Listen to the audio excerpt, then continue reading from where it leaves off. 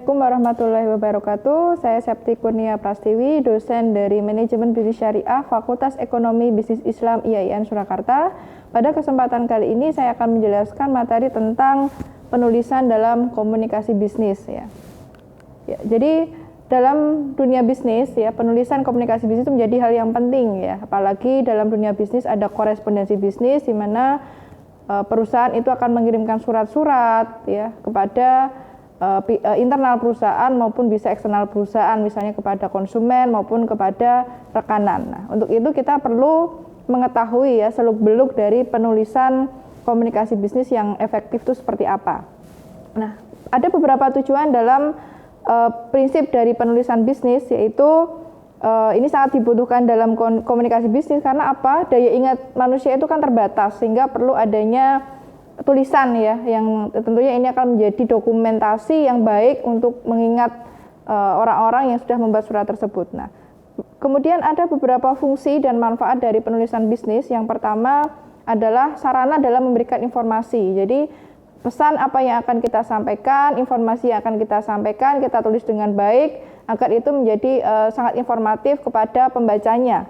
Kemudian untuk persuasif ya, persuasif dalam hal ini bagaimana tujuan atau yang ingin disampaikan oleh perusahaan itu dapat menarik pihak lain sehingga mereka tertarik dengan tulisan maupun makna atau yang ingin kita sampaikan ya, misalnya bisa dengan iklan atau mungkin dalam pembuatan proposal bisnis dan lain sebagainya. Kemudian juga sebagai sarana untuk menghibur ya, ini misalnya untuk menjaga hubungan baik dengan konsumen. Nah, ini bisa juga dengan surat-surat yang cenderung informal. Nah, kemudian membangun kredibilitas. Nah, dalam tulisan ini itu juga menjadi sumber kredibilitas dari perusahaan ya, bagaimana dia memberikan informasi yang baik sehingga kredibilitas dari perusahaan itu juga akan terjaga.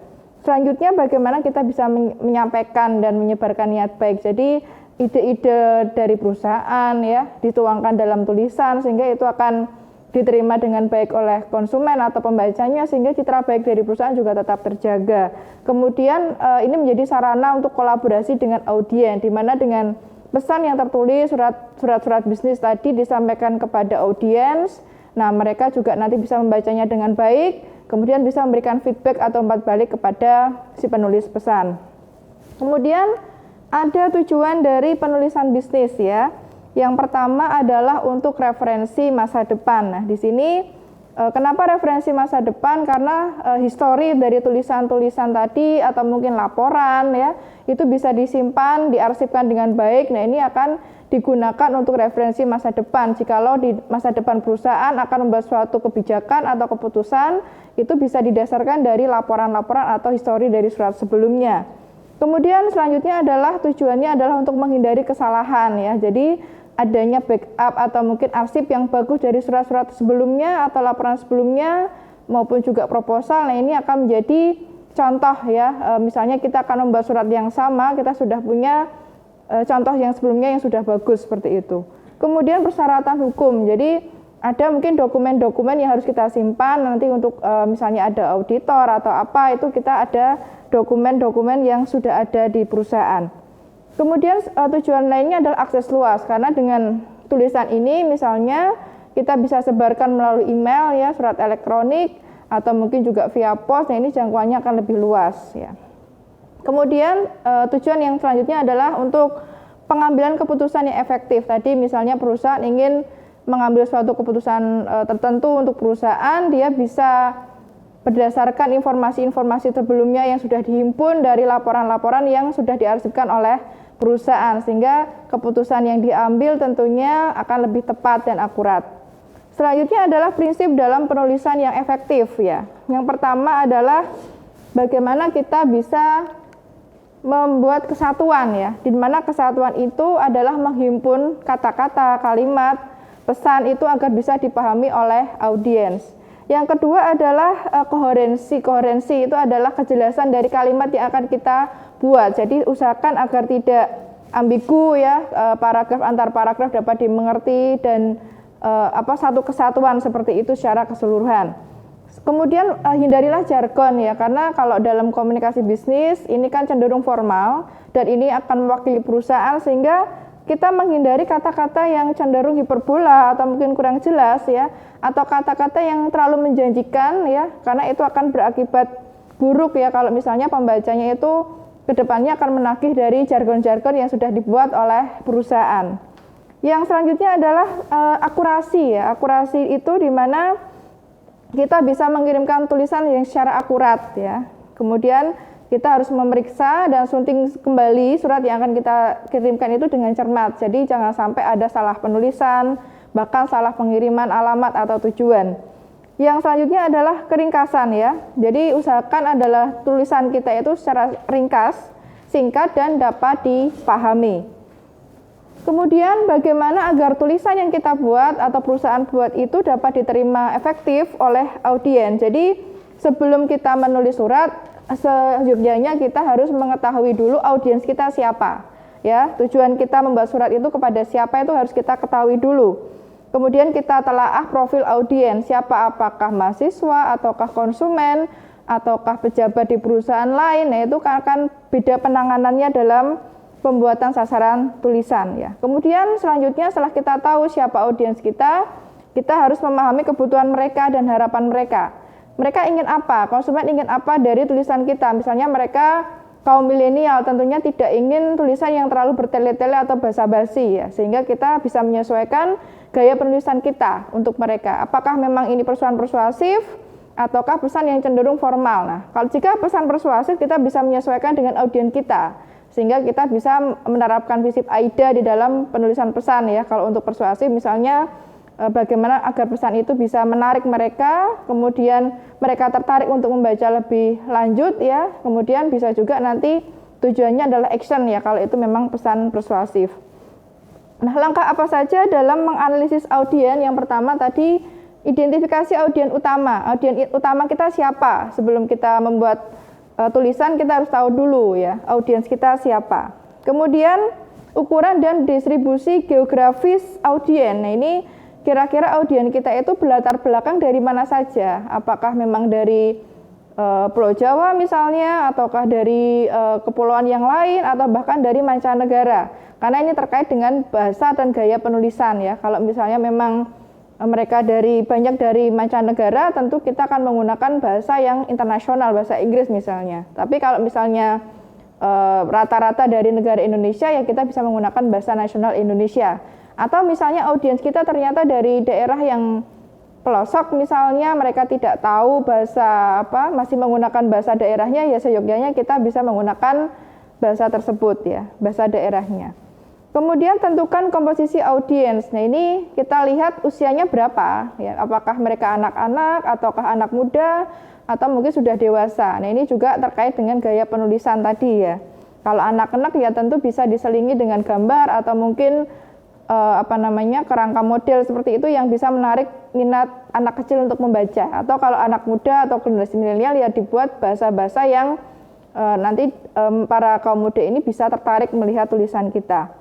Kemudian pengorganisasian dalam penulisan bisnis. Jadi penulisan yang well organized itu akan membuat poin utama itu menjadi lebih jelas ya. Kemudian bagaimana audiens bisa puas untuk membaca tulisan dari perusahaan tersebut.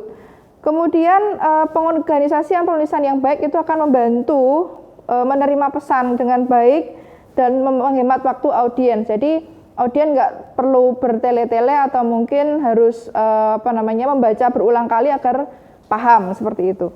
Kemudian setiap dokumen yang baik dalam kita menulisnya itu harus memiliki beberapa unsur ya, agar mereka dapat memahami pesan dengan baik. Jadi ada beberapa komponen dasar yaitu 5W, 1H itu harus ada di dalam setiap kita menulis dalam surat bisnis ya. Nah, selanjutnya setelah kita mengorganisasikan penulisan bisnis, nah kita harus melakukan revisi dalam penulisan bisnis, yaitu yang pertama konten ya. Kontennya sudah sesuai atau belum? Kemudian apakah ada kesalahan dalam penulisan atau mungkin tata letak kalimat ya. Kemudian informasi-informasi penting itu sudah tercantum atau belum ya, jangan sampai terlewatkan. Kemudian selanjutnya adalah sistematika dalam penulisan ya, urutan mengenai format penulisan, pendahuluan, mungkin isi, kemudian kesimpulan yang menjadi bagian dari dokumen. Kemudian hubungan poin antara paragraf itu juga harus jelas. Yang selanjutnya adalah gaya penulisan ya. Di dalam pemilihan kata maupun struktur gramatikal itu harus bagus juga. Kemudian keterbacaan, bagaimana audien itu bisa memahami ya dokumen yang akan kita tulis atau kita kirimkan. Selanjutnya kita baca ulang tulisan dari awal tadi apakah sudah betul atau tidak ya. Kira-kira audien ketika membaca tulisan kita itu mereka paham atau tidak. Kemudian periksa ulang ya dari format, fakta, kemudian ejaan, tanda baca dan tata bahasa harus kita kaji ulang ya, sudah benar atau belum. Nah, selanjutnya yang kita harapkan dari tulisan kita ya, penulisan surat bisnis itu adalah umpan balik atau feedback. Jadi ada beberapa umpan balik ya, ada umpan balik yang tidak langsung. Nah, ini mereka tidak langsung menyatakan feedback ya, itu kepada perusahaan ya, tetapi bisa jadi mereka hanya bergosip, desas-desus dan lain sebagainya. Ini akan susah untuk ditelaah ya. Kemudian selanjutnya adalah umpan balik langsung. Nah, ini mereka bisa menanyakan langsung kepada pemberi pesan ya, bisa lewat pertanyaan langsung atau mungkin surat balasan seperti itu. Nah, di sini ada kategori lagi adalah umpan balik internal. Nah, umpan balik internal itu bisa dari diri si penulis sendiri. Jadi dia mereview lagi surat yang dia buat atau penulisan yang dia buat itu sudah baik atau belum. Atau bisa juga ditanyakan kepada pihak lain di lingkungan internal perusahaannya. Selanjutnya adalah umpan balik eksternal. Jadi ini tentu respon dari si penerima pesan ya. Kemudian bagaimana sih kita bisa mengetahui umpan balik tersebut ya? Kita ada beberapa cara. Yang pertama dengan wawancara, forum group discussion atau mungkin dengan survei. Nah, dalam penulisan surat ya itu ada beberapa hal ya. Surat bisnis ada macam-macam ya, ada surat persuasif, bad news, goodwill atau pesan-pesan rutin. Kemudian ada laporan bisnis ya, ada proposal bisnis, kemudian ada memo. Kemudian juga ada surat elektronik, website dan presentasi maupun yang lainnya. Kemudian dalam gaya penulisan surat pesan bisnis itu ada yang cenderung birokratis itu harus memenuhi aturan standar yang ada, misalnya biasanya terkait dengan surat menyurat ke instansi pemerintahan seperti itu, kemudian formal ataupun gaya yang informal. Kemudian strategi penulisan bisnis yaitu dengan bisa menggunakan pembukaan langsung maupun tidak langsung.